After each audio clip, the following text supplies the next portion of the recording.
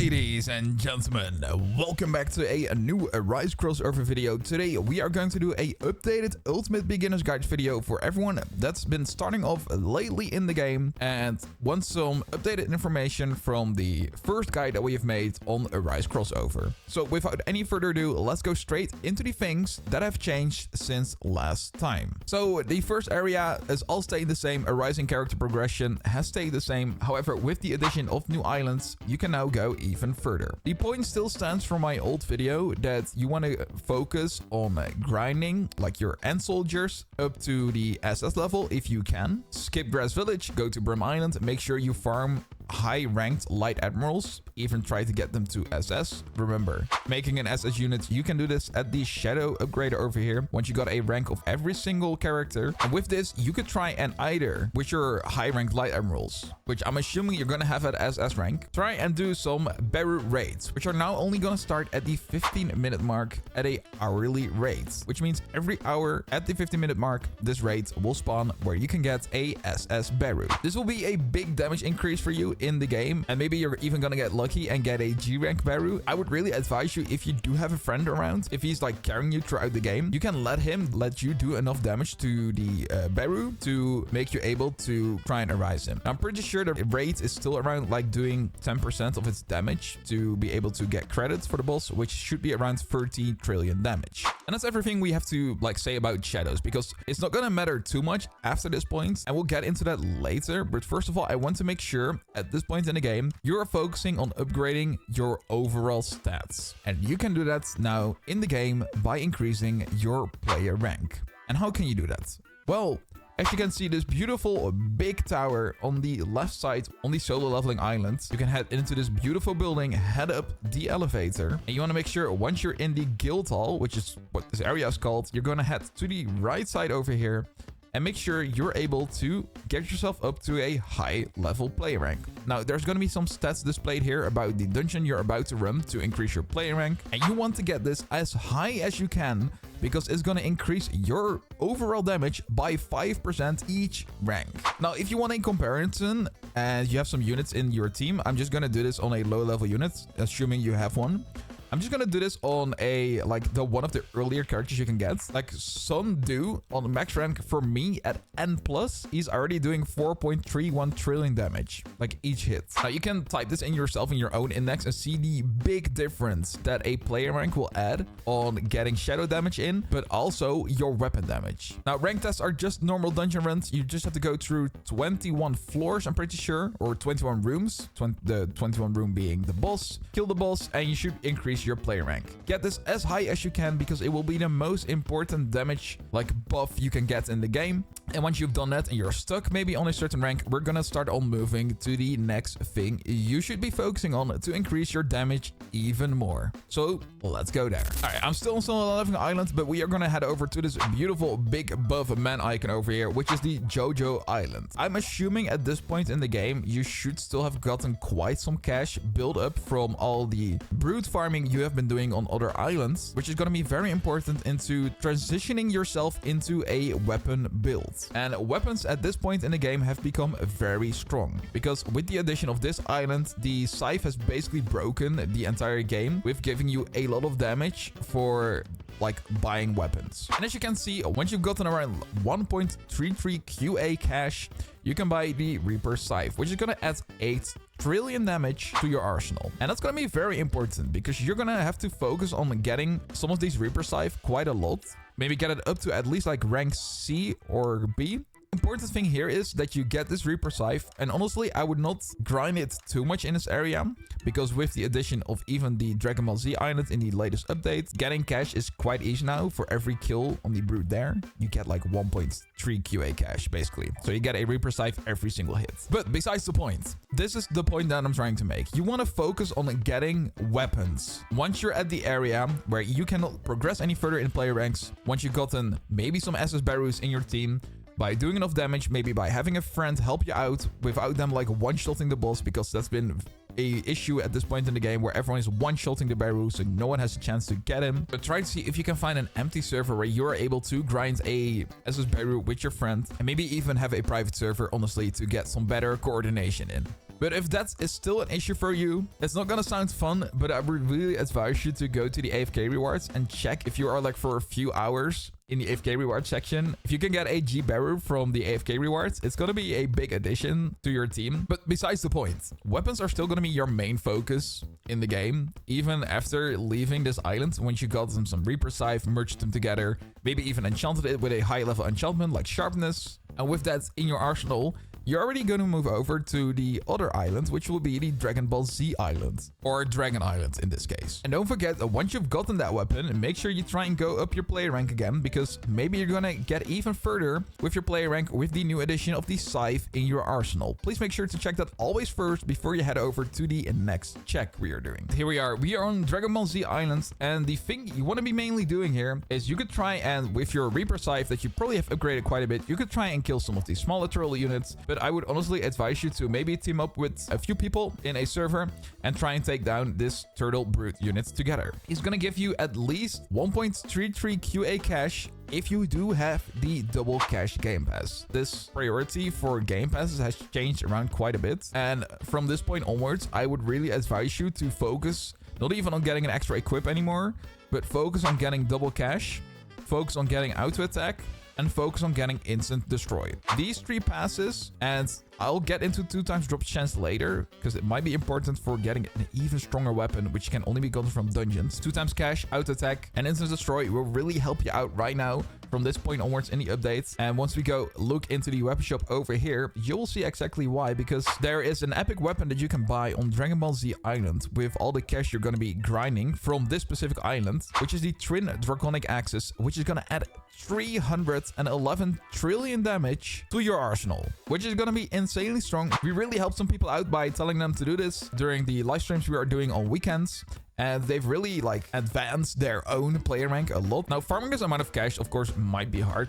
I just want you to make sure you are going to save up enough money to get one of these Twin Draconic Axes. And after that, you should be perfectly able to, once you even enchant it at your E rank level, I would do it if I were you. Try and get a high sharpness on it, and you should be able to easily get credit on the big turtle unit and keep grinding cash at that point in the game. And make sure you increase your player rank after that again and see how far you can get. But then there's one more point you should be focusing on, because when we get to the weapon enchanting, you're eventually gonna run out of dust, and dust is quite the problem in the game. But luckily there is a good fix for farming dust, and I can show you it right now because it will only spawn in half an hour. And what exactly will spawn in half an hour is called the Infernal Castle. So the Infernal Castle, yes, we are back on solo leveling island, because the Infernal Castle will always spawn at this specific point here at the end of this path with a infernal looking portal, which will only spawn at the 45-minute mark every hour, which makes you able to go into it, clear some floors. You're gonna get quite some dust from it if you,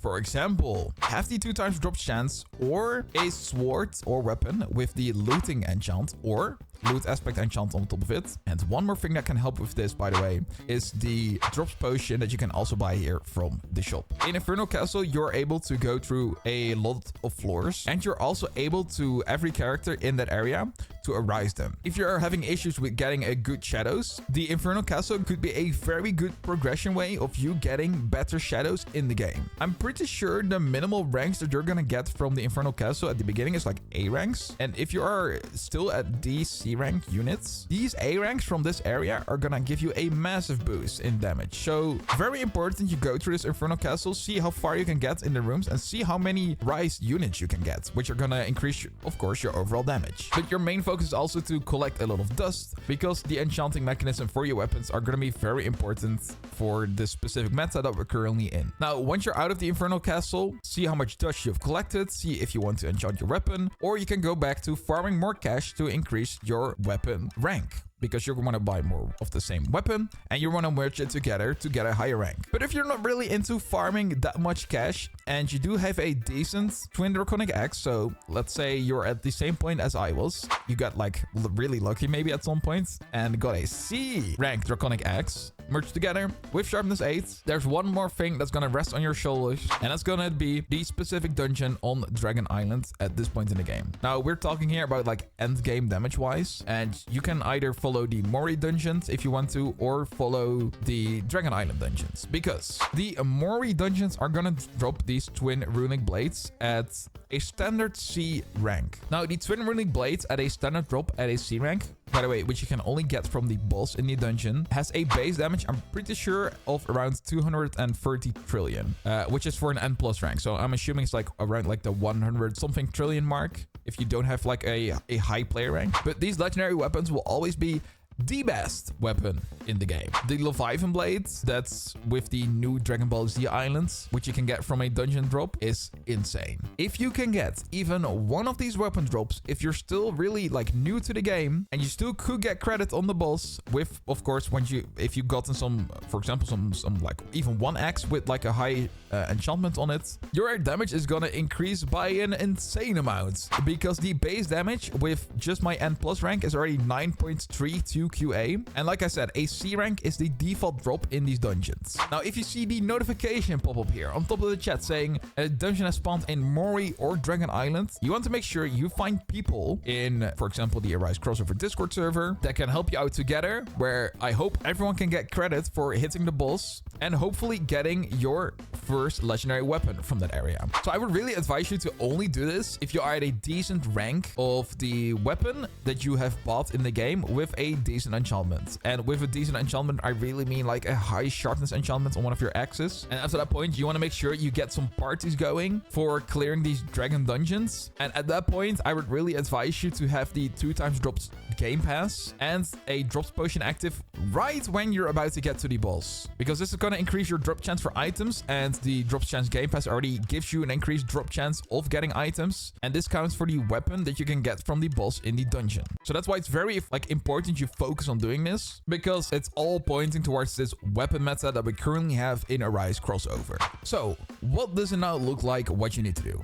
Well, you're gonna always have to first check how far you can get in the player rank tower over here. Make sure you get as far as you can to increase your overall damage. Secondly, you're gonna farm enough cash until you can farm the highest level weapon on either the Mori town, which is Jojo Islands, make sure you get the Reaper Scythe, or if you're really strong willing enough, go farm at Dragon Ball Z Island and make sure you get enough cash to buy one of those twin draconic axes, which is gonna really carry you throughout the game a lot.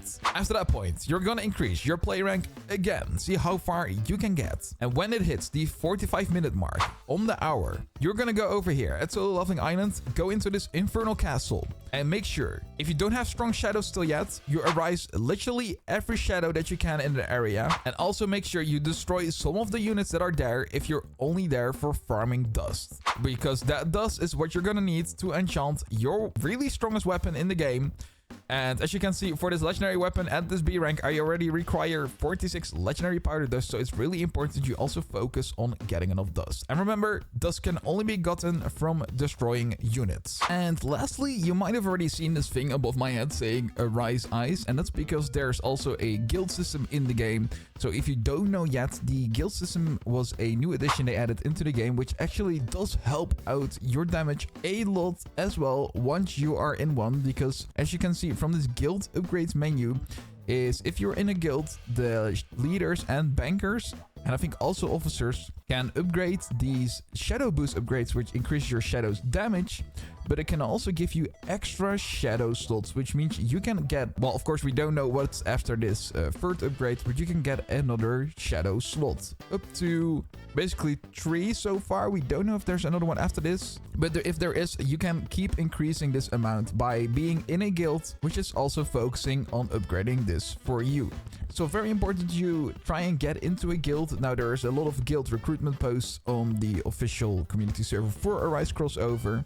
So if you are in need of a guild, you can search maybe a guild there that you can join. So make sure you contact the leaders or officers of a guild so you can join. You don't have to be in a strong guild, at least a guild that can like focus on upgrading the stuff to increase your overall damage as well. Now, one thing that is still very important in here, if you are not playing the game actively at all, what I would still advise you to do is go click on this top right menu, click this AFK Rewards button, and head to the AFK Rewards section, which has changed now as well.